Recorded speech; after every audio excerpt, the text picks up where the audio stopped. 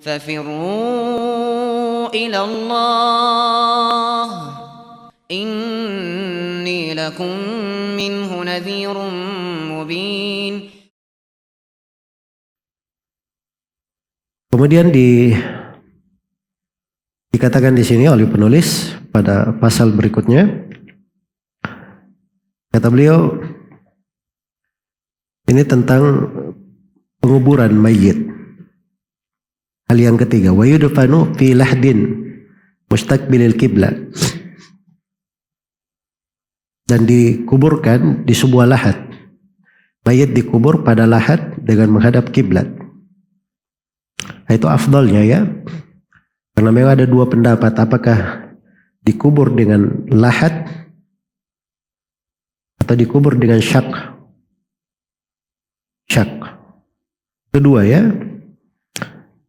Dan telah syah dari Nabi SAW di hadits Ibnu Abbas riwayat Imam 4, al-lahdu lana wasyakku li ghairina. Lahat di dalam mengubur itu untuk kita umat Islam. Adapun syak untuk selain kita. Syak itu membelah ya, kita menggali kubur, ini satu petak kubur. Digali saja itu syak namanya. Karena dibelah, digali. Kalau dilahat itu dibuatkan miring di sampingnya, itu dilahat namanya. Jelas ya? Dimiringkan. Jadi kalau misalnya antum pakai lahat, itu nanti pasti memasang memasang pembatasnya itu nanti di kepalanya, jadi bukan di tempat yang digali itu. Iya, biasanya begitu. Nah, sekarang kubur ya begini, dikubur sudah segi 4 digali. Ketika dibuatkan lahat itu dimiringkan di sini ke bawah. Dimasukkan di lahat, tutup. Jadi nanti batunya disimpan di sini. Sama di sini. Jadi kalau dibuatkan satah nanti, dia bukan ke sini tapi begini. Jadinya nanti begini. Jelas ya? Makanya kalau menggali kubur itu, kalau dia ada kubur di samping sini, digalinya dari sini supaya nanti ketika turun ditutupnya begini. Sudah diukur sebelumnya. Baik. Jadi itu yang disebut dengan asyak. Lahat, kenapa disebut lahat? Lahat itu dari kata miring, condong. Makanya dimiringkan. Ini kan kalau begini apa? Ini lurus ini ya, segi 4. Kalau lahat itu miring begini. Ya, jadi ketika digalikan itu, ini kan lurus dari atas ya. Kalau dilahat, maka diambil lagi tanah begini sehingga dia berbentuk begini. Mayitnya dimasukkan begini untuk menghadap ke kiblat. Setelah itu ditutup. Nah, baru setelah itu dimasukkan tanahnya semuanya. Jadi dia miring begini nanti. Nah ini kan untuk turun begini, digalinya di sini seperempat. Segi 4 digali ke sini. Baik. Jadi itu dikubur di lahat. Menghadap ke kiblat ketika dikuburkan. Iya. Yusallu min qibali ra'sihi birifqin. Ketika diturunkan mayit itu, etikanya diturunkan itu kepalanya dulu yang turun. Nah, pelan-pelan turunkan kepalanya, turun sampai dia lurus masuk, baru dibaringkan ke lahatnya menghadap ke kiblat. Baik. Jadi Sa'ad bin Abi Waqqas radhiyallahu taala anhu, ketika beliau sakit dan di situ beliau meninggal, beliau berkata, buatkan untukku lahat. Terus pasangkan untukku labina, nasban. Ya maksudnya di lahat itu nanti kalau dimasukkan, itu ada penahannya. Ini labina namanya ini. Yaitu tanah yang sudah dikeraskan. Ya jadi miring begini, miring. Kemudian dipasang, dia miring begini, dipasang di sini labina. Ini labina untuk menahan supaya mayitnya itu tidak bergerak. Baik. Kata beliau, demikianlah Nabi diperlakukan ketika beliau meninggal. Jadi kata beliau, mustaqbil al-qiblah, menghadap kiblat. Karena Nabi bersabda, kiblatukum ahya'an wa amwatan. Kiblat kalian bagi orang yang hidup dan orang yang meninggal. Jadi orang yang meninggal semuanya menghadap kiblat. Dan itu sudah berjalan. Amalan kaum muslimin, seluruh pekuburan menghadap ke kiblat. Kemudian dimasukkan dari arah kepalanya, ya, min qibali ra'sihi, dimasukkan dari arah kepalanya, birifkin, dengan lemah lembut, ya, dengan lemah lembut. Jadi maksudnya itu, jadi kalau begini ya, ini lahatnya ya, kepala di sini, kaki di sini nantinya. Nah, begitu mau dimasukkan ke kubur, kepalanya itu dimasukkan dari arah kaki, pelan-pelan. Nah, sampai lurus, baru diluruskan. Jelas ya? Baik. Dan itu terjadi ketika Abdullah bin Yazid, ya, memasukkan Al-Harith. Begitu caranya. Lalu beliau berkata, hakada sunnah.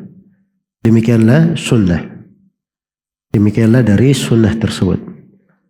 Kemudian kata beliau, wa yaqulu lilladzi yulhiduhu bismillah wa ala millati Rasulillah. Orang yang memasukkannya ke lahat, dia berkata bismillah wa ala millati Rasulillah. Kalau di riwayatnya itu lebih lengkap ya, di haditsnya di Sunan Abi Daud, At-Tirmidzi dari Ibnu Majah, dari Ibnu Umar. Ya, Nabi SAW kalau memasukkan mayit ke kubur, beliau berkata bismillah wa billahi wa ala millati Rasulillah. Bismillahi wa billahi wa ala millati Rasulillah. Jadi itu seorang muslim ya, kalau dia meninggal seperti itu. Iya. Kemudian dikatakan wa yudja'u fil qabri ba'da yu'ammaq qamatan wa bastatan. Lalu dibaringkan di kubur. Iya, dibaringkan. Jadi bukan dihamparkan begini ya, tapi dibaringkan. Dibaringkan. Iya. Kenapa dibaringkan? So, kalau tidak dibaringkan, dia tidak menghadap kiblat. Jelas? Nah, begitu dibaringkan ke kiblat, itu baru dia menghadap ke kiblat. Makanya dibaringkan. Kuburnya berapa dalam? Dalamnya itu 1,15 dan lebih. Koma itu apa? Satu tinggi orang. Satu tingginya. Jadi maksudnya tinggi orang yang normal. Atau bahasa lainnya tinggi, banyak tersinggung nanti kalau saya pakai kata normal ya. Tinggi orang yang kebanyakannya seperti itu. Kebanyakannya. Jadi jangan cari orang yang tinggi sekali ya. Bisa 2 meter nanti menggalinya. Ya. Juga jangan cari ukuran yang pendek. Karena maksudnya itu, kenapa digali seperti itu?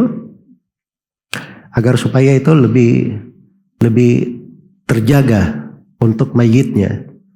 Jadi kalau ada binatang buas atau ini tidak bisa menggalinya. Tidak gampang untuk menggalinya. Iya. Baik. Kemudian dibaringkan ke kubur, didalamkan setinggi badan dan hamparan tangan ke atas. Basta. Kemudian setelah itu dikatakan wa yusattahul qabru.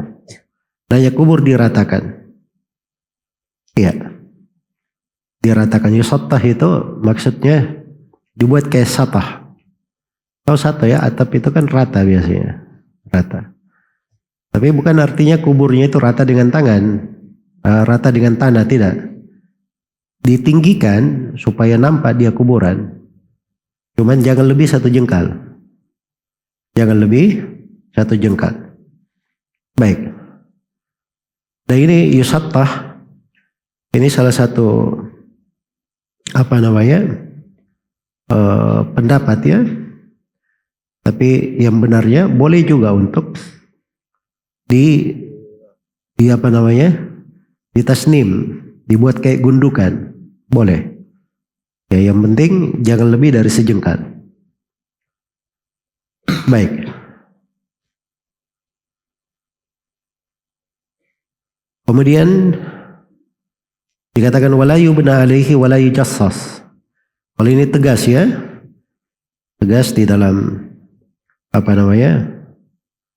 haditsnya. Naha Rasulullah sallallahu alaihi wasallam ayu jassasal qabr wa yuqa'ada alaihi wa yubna alaihi. Hadits Jabir di Sahih Muslim. Rasulullah sallallahu alaihi wasallam melarang untuk mengapuri kubur, ya, dan juga melarang untuk membangun kubur, dan dilarang duduk di atasnya, dilarang membangunnya. Di sebagian riwayat di Abu Dawud, At-Tirmidzi dan Nasai, wa yuktaba alaihi wa yuta, dan dilarang ditulisi dan dilarang diinjak. Dilarang ditulisi dan dilarang untuk apa? Diinjak. Makanya kalau orang masuk ke kuburan itu, dia tidak menginjak kuburnya, tapi jalan-jalan, jarak-jarak antar kubur itu yang dia masuk. Iya. Baik, selesai terkait dengan masalah menguburkan.